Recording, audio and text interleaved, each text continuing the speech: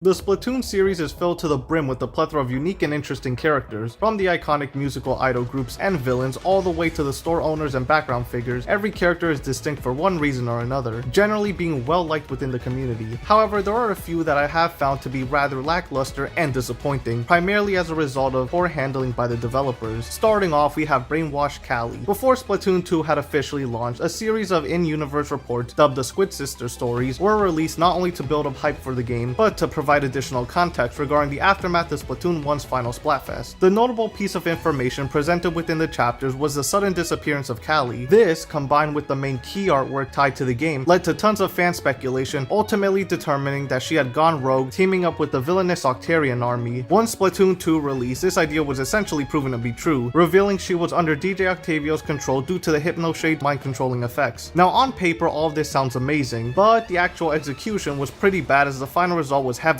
rushed. Callie is absent throughout most of the story, not showing up until the very end of the game, and never got a proper boss fight akin to Deep Cut, instead being a part of DJ Octavio's rehash fight from Splatoon 1. It's truly upsetting to see how a good idea with so much build up and potential was wasted in favor of a disappointing outcome. Next is Act. First appearing in Splatoon 2's Octo Expansion DLC, this sanitized Octoling was teased to be playing a major role in Splatoon 3's Side Order DLC, being heavily involved in promotional trailers and artwork. When Wave 2 of the expansion pass released, Act was prominent but only in the beginning of the story campaign. That's because once Marina is rescued, they are essentially a background character given that much of the screen time ends up shifting to Agent 8 and the Off the Hook idols. Now admittedly, this is nowhere near as bad as Brainwashed Callie, given that they had a decent amount of importance to the story and an on-screen presence as well as significant post-game lore details revealed, but I wish a bit more was done when compared to Pearl with her drone abilities and Marina's link to Order alongside the permanent upgrades she provides. Finally, we have Agent 4. Where do I even begin? Aside from their playable protagonist status in Splatoon 2, this character has been excluded from every other game and DLC release since 2017. This decision from the developers is very baffling since literally most of the characters from Splatoon 1 and 2 appear in Splatoon 3. Considering Side Order brought back the main key figures from the second entry, you'd think Agent 4 would be guaranteed a spot in the DLC, but no, instead they only exist through references. It's even worse when you find out that not only are the other agents back, but early concept art for Splatoon 3 show that they were intended to return in a major way. It's very disappointing how badly Agent 4 has been treated. Time and time again, they are actively ignored in almost every way possible, essentially becoming a forgotten character. Hopefully Splatoon 4 can fix all of this once and for all. But what do you guys think? Are there any other disappointing characters in the Splatoon series I missed? Let me know in the comment section below. Don't forget to help the channel grow by subscribing and clicking the like button. Anyways, this is Krill signing off.